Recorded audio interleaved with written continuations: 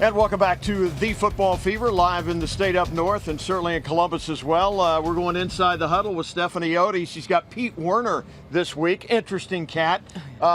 Is he kind of the new Buckeye Bullet? What's going on there? You know what, Clay? He won't admit it, but he might be the Bullet. He had a big play against Penn State last week, very similar to what he had against this team up north last year in the shoe, end zone, strips the ball away from the tight end. It's big plays like that. Why you want to go to Ohio State. You said earlier it was that play Curtis Samuel had in the shoe, big game. That is when Pete decided he wanted to be a Buckeye. I talked to him about it earlier this week, and he breaks that play down for us. Check it out.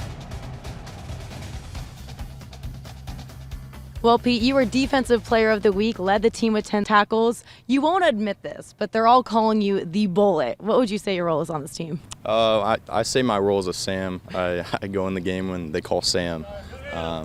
So the Bullet, they haven't really named me as that, so I'm going to still stick to what I've been called. Going all the way back to fall camp is the same. Going back to when you were going through the recruitment, you were just saying in the press conference that play that Curtis Samuel made and the atmosphere at the shoe. Can you just walk us through that play and what made you really want to join this program? Yeah, so I know that when they were on the other side of the field, the defense made a great stop, so it was the offense's turn to, if they score, they win the game. And as he was turning that corner, I know he's had some great blocks ahead of him. I see him go down, that was 15 yards. And I'm just sitting there literally right in front. It was probably 20 yards in front of me. And I was speechless. I turned to my parents. I was like, wow, this is unbelievable. And then I was just walking on the field. I couldn't really move because the people were on the field. But I traveled my way up to the locker room. And I was just with all the players. Everybody was having a great time. The environment was unbelievable. And that kind of drove me.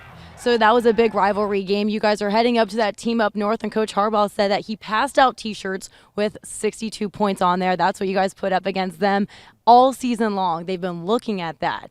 Can you just kind of talk about the vibes and how you respond to them having to deal with that all season long? I can't really say much for them. I think it's probably a smart idea that they have, considering that we put so much up on them. And finally, we always like to know, who do you give your gold pants to? I've given all my gold pants to my mom. She has two. Both of them on a necklace right now. So if I get another pair, it's going to be a part of that as well. Let's hope you get another pair. Thanks, Pete. So. Thank you so much. Yeah, going for yet another. They all suck up to mom. It's mom. You got to take care of mom. Yeah. Mom's the one that drove you to all the practices. Football is family. Football is family. Okay. Yeah, and you guys, I get it. Tomorrow I talked to Wyatt Davis, who's part of a big football family. His grandfather's a two-time Super Bowl champ, NFL Hall of Famer. His dad is a movie star playing ball players, and then his brother was a starter at Washington State. He tells me all about it tomorrow. It's a good one, you guys. You don't want to miss it. No, belly up.